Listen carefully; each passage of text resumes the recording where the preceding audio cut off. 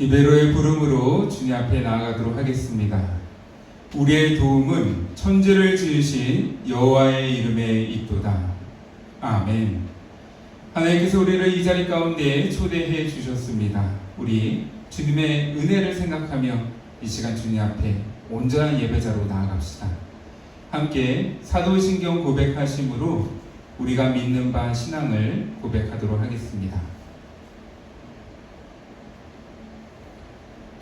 나는 전능하신 아버지 하나님 천지의 창조주를 믿습니다. 나는 그의 유일하신 아들 우리 주 예수 그리스도를 믿습니다. 그는 성령으로 잉태되어 동정녀 마리아에게서 나시고 본디오 빌라도에게 고난을 받아 십자가에 못 박혀 죽으시고 장사된 지 사흘 만에 죽은 자 가운데서 다시 살아나셨으며 하늘에 오르시어 전능하신 아버지 하나님 우편에 앉아 계시다가 거기로부터 살아있는 자와 죽은 자를 심판하러 오십니다. 나는 성령을 믿으며 거룩한 공교회와 성도의 교제와 죄를 용서받는 것과 몸의 부활과 영생을 믿습니다. 아멘. 다 함께 만왕의 왕 내 주께서 찬양하시겠습니다.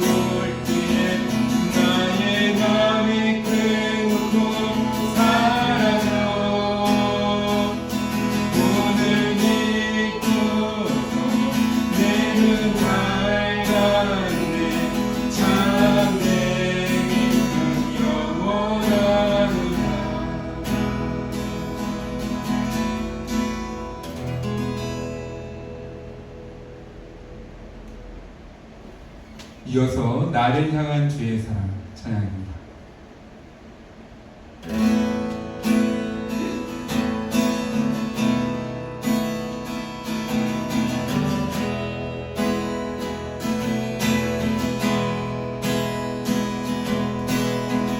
나를 향한 주의 사랑 산과 바다에 넘치니 내 마음을 열 때들이 나에게 참 자유 주셨네.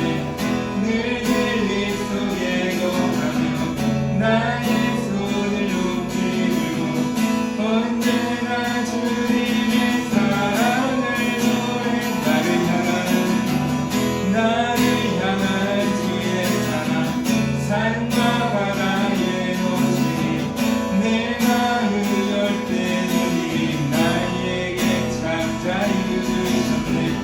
늘 진리 속에 거하며 나의 손을 높이 들고 언제나 주님의 사랑을 노래하리. 주의 사랑 노래하리라. 영원토록 노래하리라. 주의 사랑 노래하리라. 영원토록 노래하리라. 내가 춤을 출 때 다 피했지만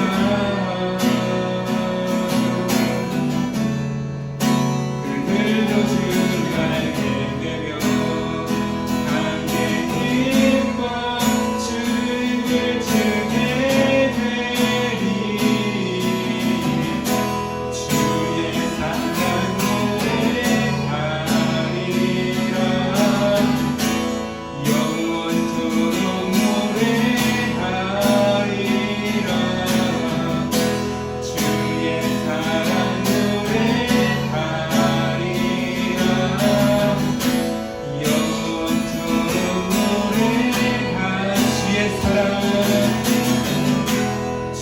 영원토록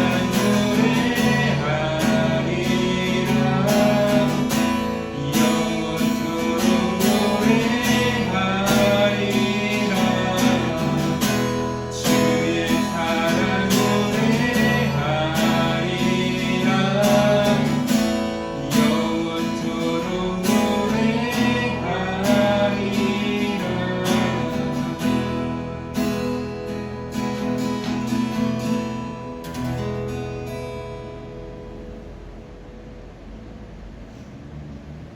이어서 깊어진 삶을 주께 찬양합니다.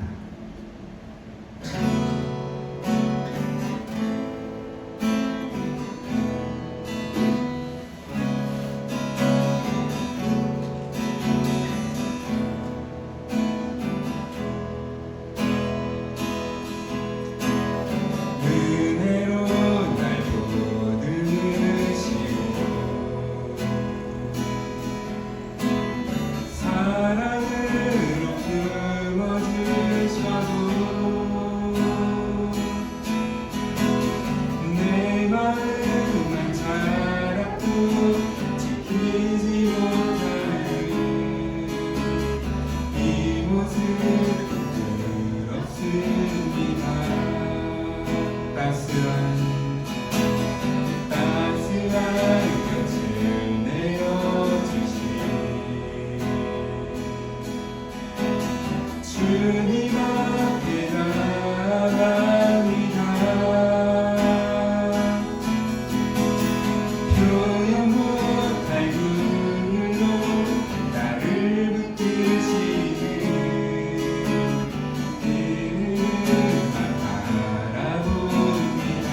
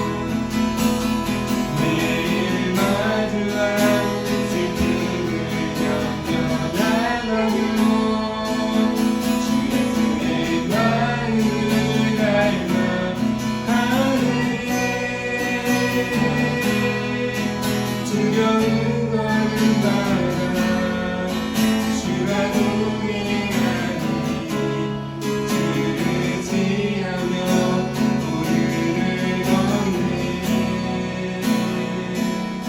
주의 신실한 소망을 깊이 담으며 주의 은혜를 세워 하네 하나님의 자녀로 분명히 지켜가며 깊어진 삶을 주께 드리네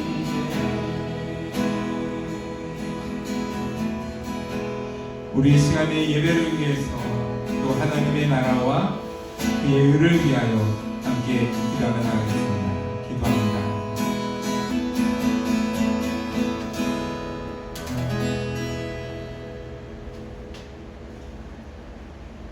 기도합니다.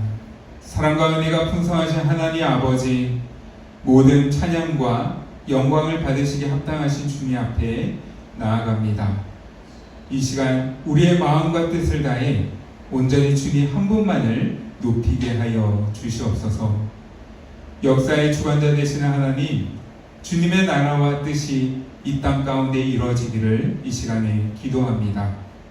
하늘의 천사들이 온전히 주님께 영광의 찬양을 돌리며 모든 뜻 가운데 순종하듯이 이 땅에서 하나님의 자녀된 우리들도 주님을 신뢰하고 사랑함으로 순종하는 자녀들이 되게 하여 주시옵소서. 세상을 사랑했던 마음과 우리 안에 잘못된 욕망들을 주님의 발 아래 내려놓기를 원합니다. 무엇이 진정으로 귀하고 가치 있는 것인지를 말씀 안에서 바르게 분별하는 지혜를 허락하여 주시옵소서. 그리하여 우리의 모든 삶의 순간들이 주님이 기뻐하시는 모습대로 참되고 영원한 것을 추구하며 살아가는 시간 되게 하여 주시옵소서. 하나님, 이 시간 교회를 위해 기도합니다. 외모가 아닌 중심을 보시는 하나님, 우리 고백교회가 주께서 바라보실 때 큰 기쁨이 되는 교회 되기를 원합니다. 바른 진리의 말씀만이 선포되는 교회 되게 하여 주시고, 말씀 가운데 역사하시는 주님의 능력 안에서 상처받은 자들이 치유받고, 병든 자들이 고침받고, 시험에 빠진 자들이 회복되며, 길을 잃은 자들이 주 안에서 새롭게 비전과 사명을 발견하는 교회 되게 하여 주시옵소서. 오직 이러한 은혜를 주실 수 있는 분은 하나님 한 분뿐임을 고백하오니 그 은혜를 갈망하며 나아갈 때 주님 역사하여 주시옵소서. 우리를 궁일히 여겨주시사 이른 비와 늦은 비로 때를 따라 공급하시는 주의 은혜를 힘입어 이 교회가 온전하게 세워져 가게 하여 주시옵소서. 오늘도 예배 가운데 주실 말씀과 또 깨닫게 하실 은혜를 사모하며 나아갑니다. 말씀이 선포될 때 우리의 귀와 마음이 열리게 하여 주시옵소서. 복음의 은혜와 그 안에 담긴 하나님 아버지의 사랑을 더 깊이 알게 하여 주시옵소서. 그리하여 그 복음에 합당한 모습으로 주님을 따라가는 믿음의 길, 순종의 길, 사랑의 길을 주님과 함께 걸어가는 우리들이 되게 하여 주시옵소서. 이 모든 것 예수님의 이름으로 기도드립니다. 아멘.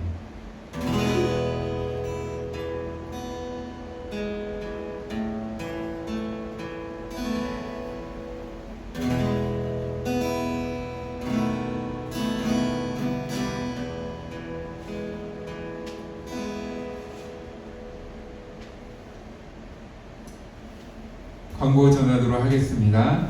오늘도 예배 자리로 나온 모든 성도님들을 예수 그리스도의 사랑으로 환영하고 또 축복합니다. 매일 하루 한 장 말씀을 읽어 나가는 가운데 있습니다. 신명기 말씀을 통해서 우리에게 주신 하나님의 언약의 말씀이 어떠한 규례들로 되어 있는지를 매일 함께 보고 있는데요. 이번 주에 우리가 함께 읽을 하나님의 말씀은 신명기 23장에서부터 27장까지의 말씀입니다.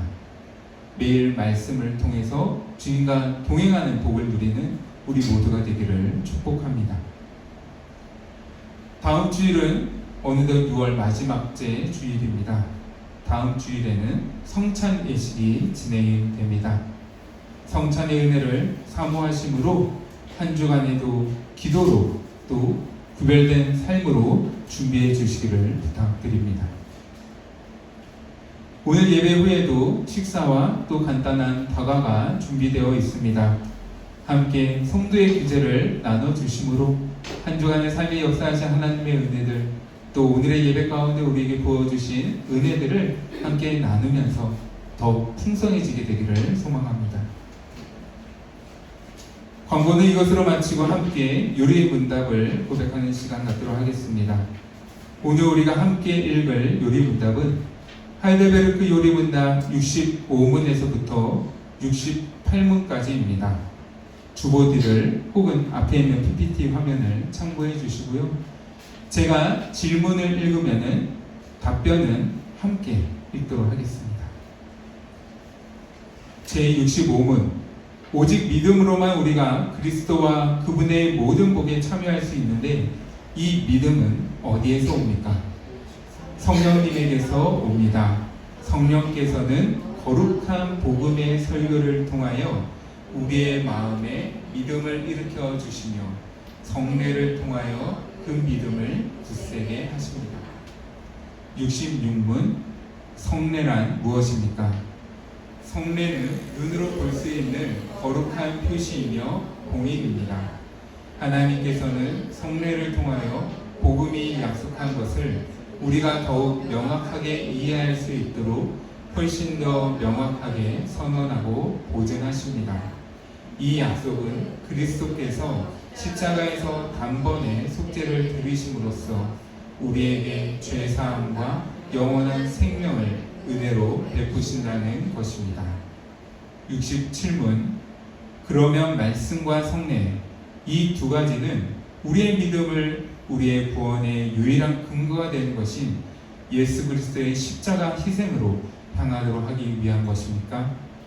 그렇습니다. 성령께서는 복음으로 가르치시고 성례를 통하여 우리의 모든 구원이 십자가 위에서 우리를 위하여 이루신 그리스도의 단 한 번의 희생 제사에 있다는 것을 확신시켜 주시기 때문입니다. 68문, 그리스도께서는 신약에서 얼마나 많은 성례를 제정하셨습니까? 두 가지입니다. 거룩한 성례와 성찬입니다. 네, 오늘도 우리가 함께 읽은 이 요리 문답을 다시 천천히 한 문장 한 문장 읽어가시면서 이 안에 담긴 하나님 아버지의 마음, 그 은혜와 사랑을 또 깊이 생각해보는 시간 갖기를 원합니다.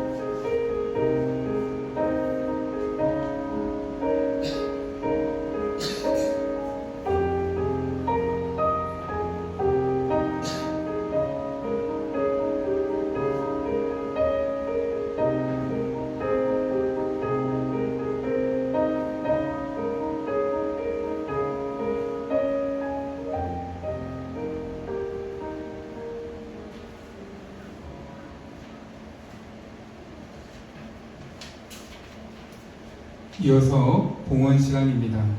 우리가 드린 물질과 또 사랑을 주님 앞에 고백하시면서 이 시간 함께 찬양하겠습니다.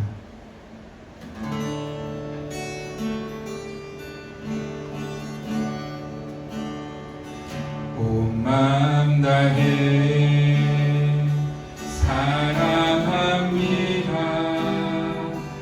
온 마음 다해 주 알기 원하는 내 모든 삶 당신 것이니 주만 섬기니 온 마음 다하여 온 마음 다해 사랑합니다. 온 마음 다해 주 알기 원하는 내 모든 삶 당신 것이니 주만 섬기니 온 마음 다해.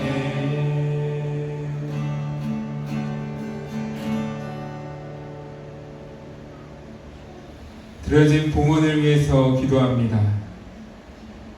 하나님이 능히 모든 은혜를 너희에게 넘치게 하시나니 이는 너희로 모든 일에 항상 모든 것이 넉넉하여 모든 착한 일을 넘치게 하려 하심이라. 아멘. 오늘도 우리에게 있는 모든 것이 주님께로부터 온 것임을 고백하며 이 귀한 예물을 드립니다. 감사와 경배의 마음을 담아 정성껏 드리는 이 예물을 주님 기쁘게 받아 주시옵소서.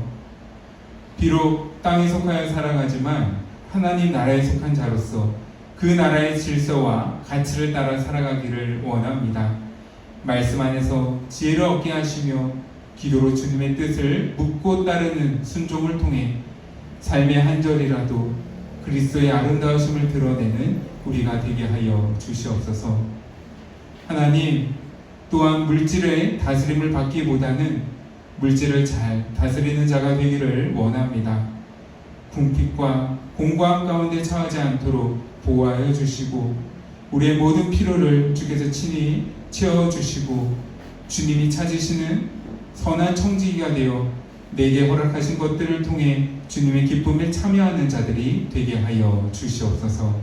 이 모든 것 예수님의 이름으로 기도드립니다. 아멘.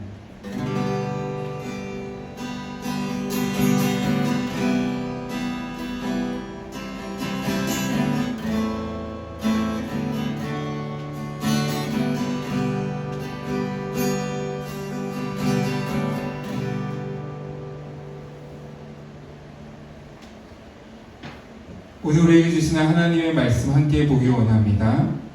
오늘 우리가 함께 나눌 말씀은 갈라디아서 6장 11절에서 17절까지의 말씀입니다.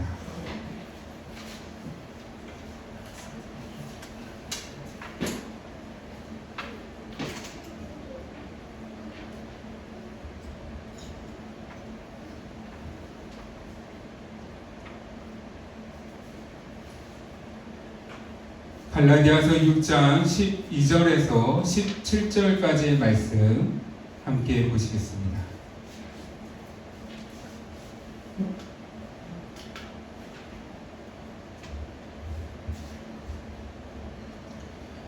네, 다 찾으신 줄로 알고 제가 봉독해 올리겠습니다. 하나님의 말씀을 들으십시오. 무릇 육체의 모양을 내려 하는 자들이 억지로 너희에게 할례를 받게 함은 그들이 그리스도의 십자가로 말미암아 박해를 면하려 함뿐이라. 할례를 받은 그들이라도 스스로 율법은 지키지 아니하고 너에게 할례를 받게 하려 하는 것은 그들이 너희의 육체로 자랑하려 함이라. 그러나 내게는 우리 주 예수 그리스도의 십자가 외에 결코 자랑할 것이 없으니 그리스도로 말미암아 세상이 나를 대하여 십자가에 못 박히고 내가 또한 세상을 대하여 그러하니라. 할례나 무할례가 아무것도 아니로되 오직 새로 지으심을 받는 것만이 중요하니라. 무릇 이 규례를 행하는 자에게와 하나님의 이스라엘에게 평강과 긍휼이 있을지어다. 이후로는 누구든지 나를 괴롭게 하지 말라. 내가 내 몸에 예수의 흔적을 지니고 있노라. 아멘. 우리는 계속해서 하나님 말씀 가운데 갈라디아서를 보고 있습니다. 갈라디아서를 처음 시작하면서 갈라디아서에만 있는 독특한 특징에 대해서 설명한 적이 있는데요. 혹시 기억하십니까?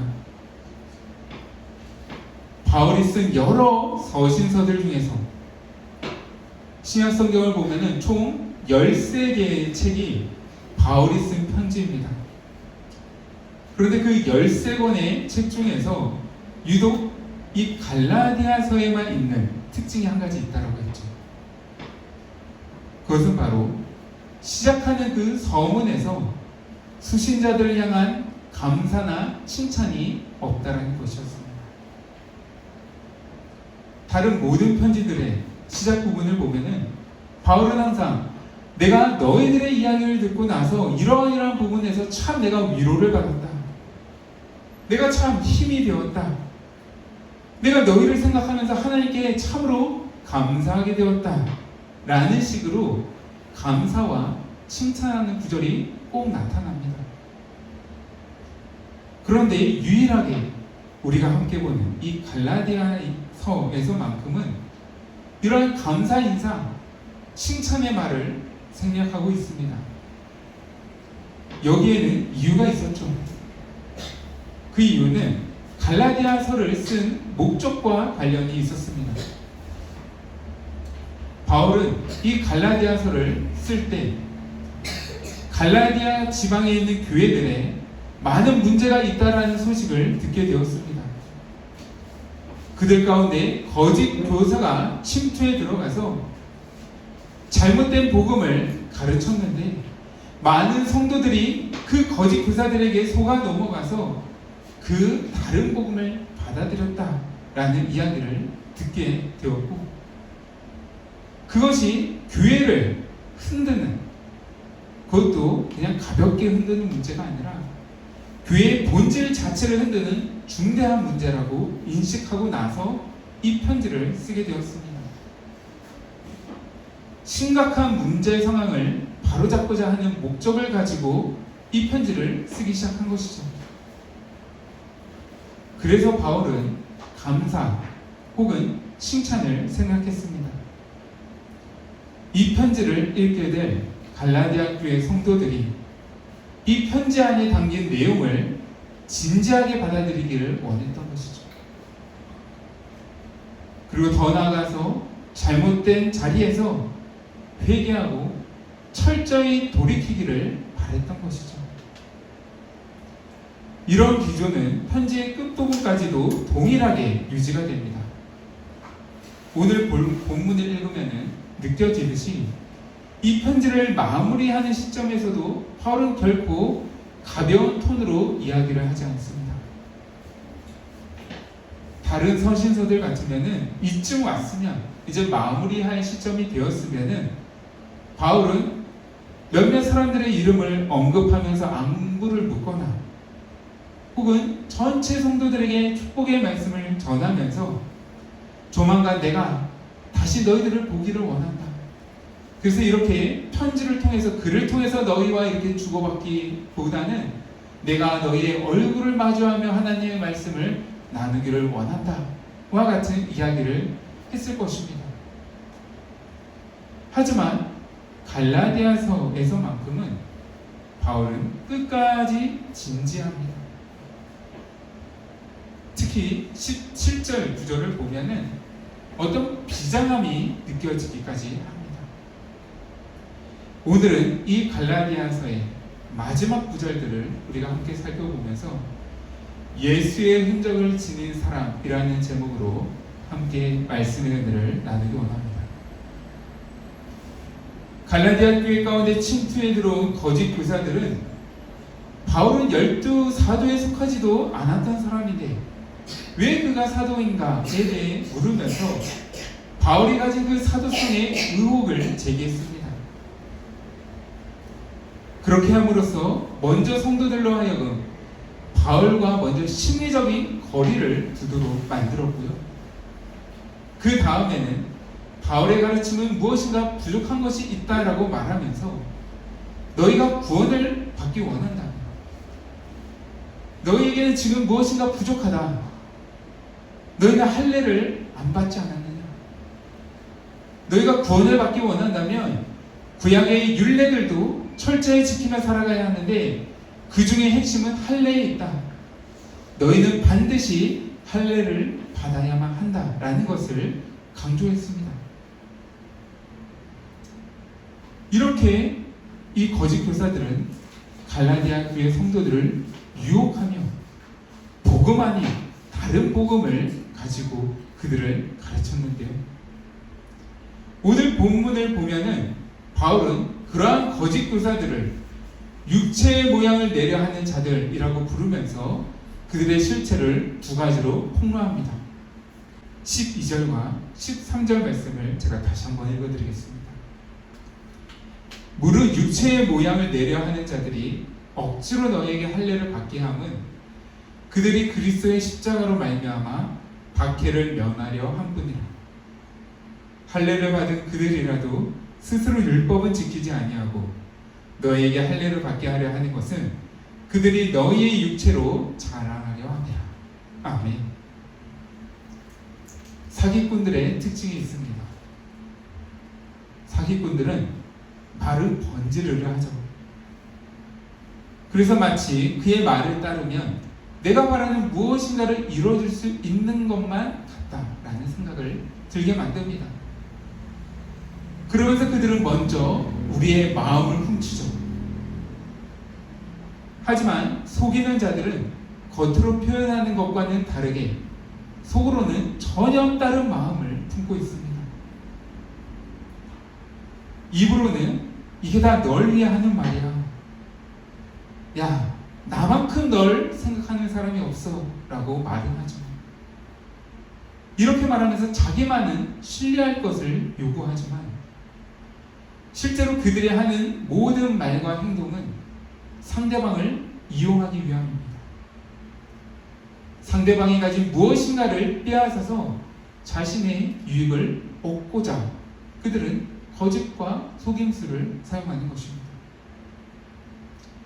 지금 우리가 함께 읽은 12절과 13절에서 바울은 거짓 교사들 또한 바로 그러한 자들이다 라고 이야기를 합니다. 거짓 교사들은 성도들에게 할례를 받을 것을 강조했죠. 그래야만 너희가 구원을 받을 수 있다. 나는 너희가 구원을 받기를 원한다 라고 가르쳤죠. 하지만 그들이 진짜 할례를 강조했던 이유는 딴 데 있었습니다. 바울이 본문에서 밝히고 있는 그들이 가졌던 숨은 의도는 박해를 피하는 것이었습니다. 할례를 받아야 하느냐, 받지 말아야 하느냐, 이 문제로 항상 계속 정통 유대인들로부터 비난을 받았고 교회는 박해를 받았습니다. 그런 일들이 어디를 가든 생기다 보니까 이 거짓 교사들은 이 문제, 이 박해, 이 비난을 피하라는 목적으로 할례를 받아야 한다라고 강조했던 것이었습니다. 쉽게 말해 할례를 강조했던 진짜 이유는 하나님을 위한다거나 성도들을 위했던 것이 아니라 자기 자신들을 위해서 그렇게 했던 것이었죠. 예수님은 믿지만 그에 따르는 고난에는 참여할 마음이 없었던 것입니다. 정말 율법을 중요하게 생각했던 것이 아니라 만약 그랬더라면 할례만 강조할 것이 아니라 모든 율례들을 다 강조하고 본인 스스로가 먼저 모든 율법의 조항들을 잘 지키는 모습을 보여줘야 했죠. 본인이 먼저 본이 되어야 했었죠. 하지만 거짓 교사들은 그렇게 하지 않았습니다. 율법 중에서도 본인이 취사 선택해가지고 이 규정은 자기에게 유익이 되면 그것은 강조하고 그것을 강조했다가는 자기에게 뭔가 손해가 될 것 같다라고 생각한다면 그 율법은 무시했습니다. 너무나도 이기적인 모습으로 신앙을 했던 것이죠. 여기에 또 한 가지 이유가 더 있었습니다. 바울이 13절에서 말하듯이 그들은 자신을 통해 얼마나 많은 사람들이 할례를 받았는가 하는 것을 자신들의 자랑거리로 삼고 있었습니다.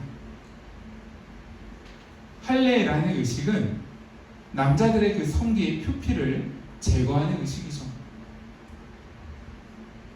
멀쩡한 살의 일부를 맞지도 않은 채 잘라내는 의식이 바로 할례 의식이었습니다.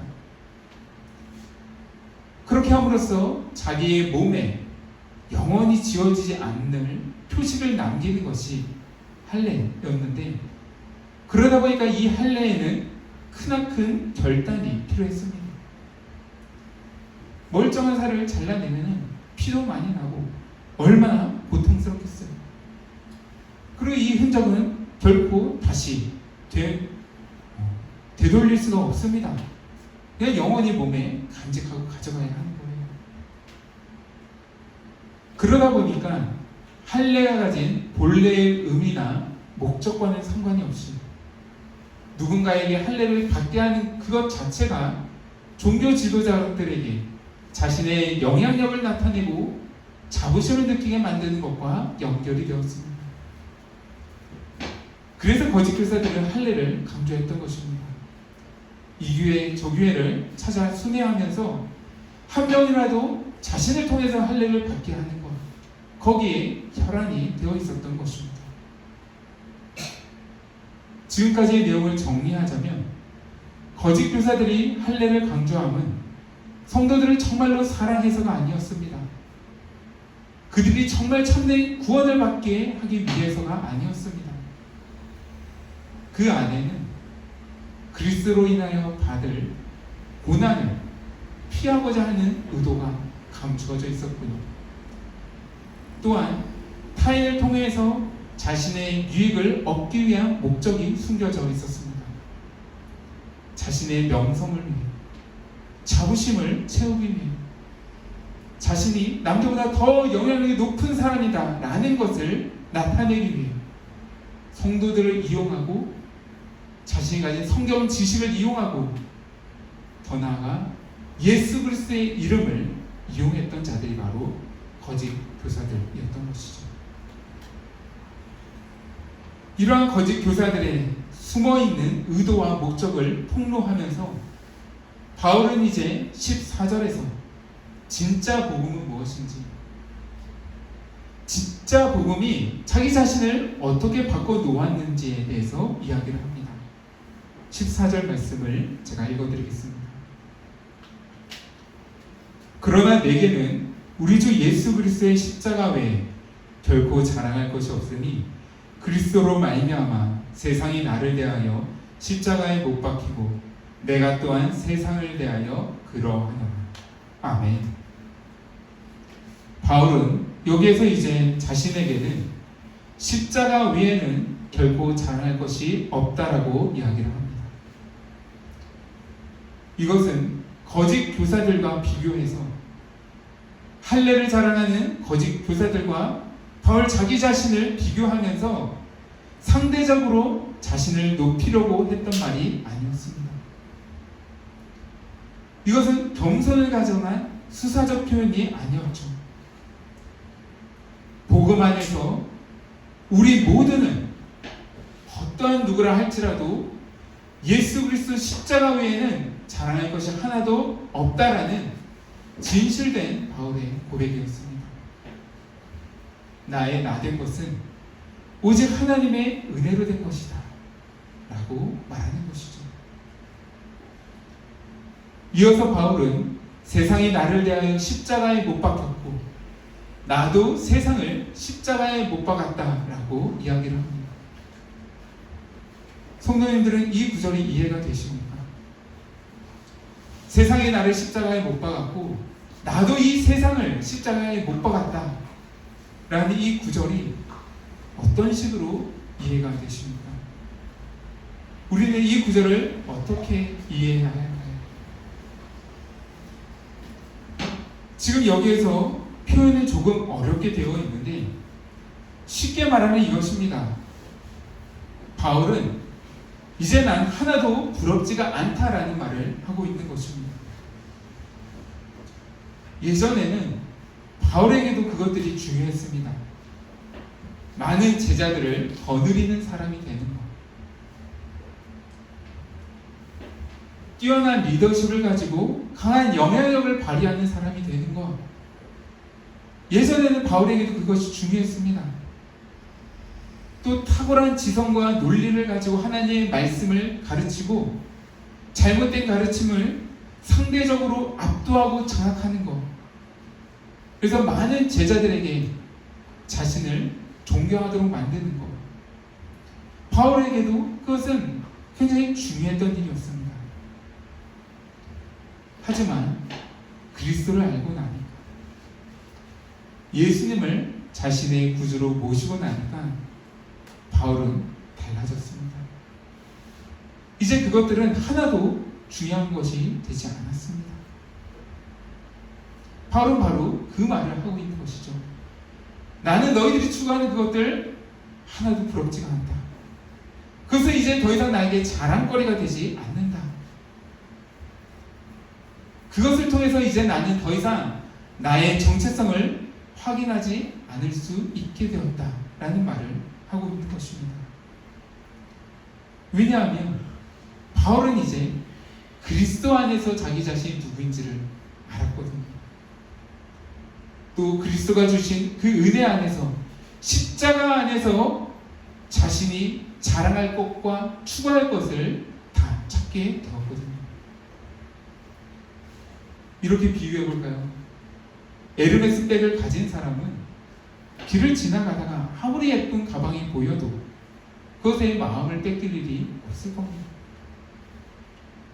왜냐하면 내가 가진 게 수십 배, 수백 배는 훨씬 더 비싼 거니까, 훨씬 더 귀한 거니까, 훨씬 높은 가치가 있는 거니까. 바울에게는 복음이 바로 그러했습니다. 바울은 자기가 받은 이 복음이라는 것이 얼마나 가치 있는 것인가를 알았습니다. 그 가치를 십자가에서 확인을 했죠. 그래서 바울은 말하는 것입니다. 난 이제 더 이상 그런 것들을 내 자랑 삼지 않을 수 있게 되었다. 이제 나는 십자가를 통해 예수님께서 나를 얼마나 귀한 존재로 바라보시는지를 보게 되었다. 이제 나는 이미 더 이상 다 갚을 수도 없을 만큼 놀라운 사랑과 은혜를 받게 되었다. 그리고 앞으로도 계속 예수 그리스도를 통해서 나는 그 은혜를 받게 될 것이다. 그러니 나는 이제 십자가만으로 충분하다. 그것을 지금 바울은 세상이 나를 십자가에 못 박았고 나도 이 세상 전체를 십자가에 못 박았다라고 말하고 있는 것입니다. 이어서 15절과 17절에서 바울은 이제 마지막으로 간절하게 호소하며 이 편지의 수신자들을 다시 복음 앞에 합당한 삶으로 초청합니다. 15절과 17절 말씀을 읽어드리겠습니다. 할례나 무할례가 아무것도 아니로되 오직 새로 지으심을 받는 것만이 중요하니라. 무릇 이 규례를 행하는 자에게와 하나님의 이스라엘에게 평강과 공율이 있을지어다. 이후로는 누구든지 나를 괴롭게 하지 말라. 내가 내 몸에 예수의 흔적을 지니고 있노라. 아멘. 이제 바울은 갈라디아 성도들을 다시 복음에 합당한 삶으로 초청합니다. 그것은 새로 지으심을 받는 삶이죠. 거짓 교사들은 예수로 인한 고난을 피해가기를 원했습니다. 예수 이름 안에서 좋은 것은 취하고 뭔가 자기에게 불편한 것, 자신에게 어떤 고난, 뭔가 싫은 것이 주어진다면 그것은 그냥 버리기를 원했습니다. 하지만 바울은 나는 내 몸에 예수의 흔적을 지니고 있다라고 말을 합니다. 때로 우리는 삶에 지칠 때면 그냥 아무런 문제 없이 편하게 삶을 살았으면 좋겠다 하는 생각을 하곤 합니다. 하지만 하나님께서는 그 정도에서 우리와 타협하기를 원치 않으십니다. 이것은 굉장히 좀 무서운 말이죠. 나는 너가 그 수준에 머물러 있기를 원하지 않는다. 나는 너가 잘하기를 원한다. 내가 거룩하니 너희도 거룩하여라. 예수 그리스도의 그 장성한 분량에 이르기까지 계속해서 너희는 나아가라 라고 하나님이 요구하신다는 거죠. 하나님은 우리와 타협하기를 원치 않으십니다. 만약 하나님이 그러한 분이셨다면 구약과 신약으로 이루어지는 이 장구한 성경의 구속의 역사는 없었을 것입니다. 왜 하나님께서는 아담이 죄를 범했을 때 그를 바로 죽이거나 아니면 새로운 아담을 만들어서 다시 역사를 시작하지 않으시고 그 아담에게 가죽옷을 지어 입히시며 여자의 후손을 통해 너희를 구원하겠다라는 약속을 주셨는가? 그 이유를 우리는 잘 생각해 보아야 합니다. 우리 삶 가운데 이해되지 않는 고난이 찾아올 때, 풀리지 않는 삶의 문제가 놓여질 때 우리는 하나님의 뜻을 잘 고민해 보아야 합니다. 거기에는 하나님의 뜻이 있습니다. 또 하나님의 지혜가 있습니다. 무엇보다 우리를 향한 하나님의 사랑이 있습니다. 에베소서 1장 11절과 12절에서 바울은 이렇게 말하죠. 우리 함께 앞에 있는 에베소서 말씀을 한 목소리로 읽어보겠습니다. 모든 일을 그의 뜻의 결정대로 일하시는 이의 계획을 따라 우리가 예정을 입어 그 안에서 기업이 되었으니 이는 우리가 그리스도 안에서 전부터 바라던 그의 영광의 찬송이 되게 하려 하십니다. 아멘. 이것이 우리를 향한 하나님의 목적입니다. 하나님은 우리가 하나님의 영광을 바라는 찬송이 되기를 원하십니다. 이 땅에서와 영원한 나라에서. 그렇기 때문에 그 일을 위해 주님은 우리를 빚어가십니다. 마치 토기장이가 아무도 거들떠보지도 않은 땅의 진흙을 가져다가 그 진흙 가운데서 불순물들을 하나하나 제거하고 오랜 시간 정성을 다해 부드러워지도록 물에 개어서 다듬고 또 정교한 칼로 깎아내고 그 속에 아름다운 무늬를 새겨내어 그릇을 만들어가듯이 우리 하나님께서는 우리를 찾아오셔서 우리를 그렇게 빚어가십니다. 그것이 첫사람 아담 때부터 한결같이 하나님께서 우리를 향해 가지신 뜻이었습니다. 그리고 그 뜻 가운데서 하나님은 지금 우리를 부르고 계십니다. 말씀을 정리하도록 하겠습니다. 오늘 이 말씀 안에서 우리는 내가 그동안 자랑으로 삼고 있었던 것은 무엇인가를 돌아보기를 원합니다. 그리고 주님의 뜻 안에서 새로 지음받는 존재가 되었음을 감사합시다. 우리 모두도 그리스도의 스티그마타, 내 삶을 통해 내 안에도 예수의 흔적이 남겨지기를, 예수의 흔적을 내 삶 가운데, 내 인격 가운데, 내 성품 가운데 새기기를 소망하며 주님 앞에 나아가는 우리 모두가 될 수 있기를 간절히 축원합니다. 이 시간에 들은 말씀 생각하시면서 우리 마지막 찬양, 깊어진 삶을 주께 함께 찬양하고 또 잠시 기도하는 시간 갖도록 하겠습니다.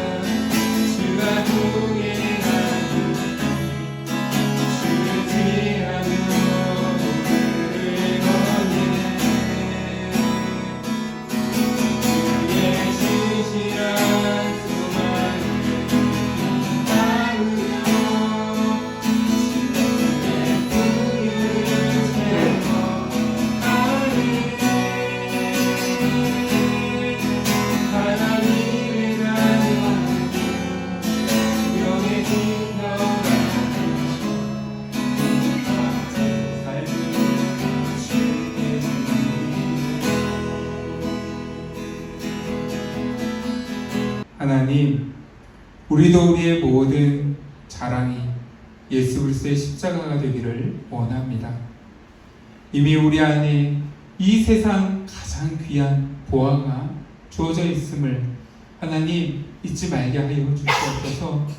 세상 것 가운데 마음을 빼앗기지 않을 수 있도록 주께서 친히 우리를 보호하여 주시고, 무엇보다 우리의 마음을 잘 지키며 하나님의 사랑과 은혜를 더 알기에 힘써 나가는 우리 모두가 되게 하여 주시옵소서.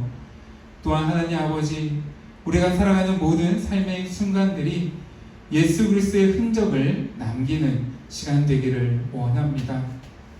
하나님, 완전하지는 못하겠지만 매일매일 말씀을 붙들며 고민하고 또 씨름하는 우리들 되게 하여 주시옵소서. 하나님의 뜻이 가장 선하고 가장 좋은 것일진데 계속해서 우리 안에 있는 거짓된 마음이 또 욕심이 주님의 뜻을 멀리하게 합니다. 돌아가게 합니다. 하나님, 우리의 이 어리석음을 긍휼히 여겨 주시옵소서. 주님을 더 신뢰하며 또 두려움과 또 걱정과 근심이 눈앞을 가린다 할지라도 하나님을 사랑하는 마음으로 또 이미 내가 받은 예수 그리스도의 은혜를 붙들므로 순종의 걸음을 한 발 한 발 내딛으며 살아가는 우리 모두가 되게 하여 주시옵소서. 이 모든 것 감사를 드리며 예수님의 이름으로 기도드립니다. 아멘. 강복 선언으로 예배를 마치도록 하겠습니다.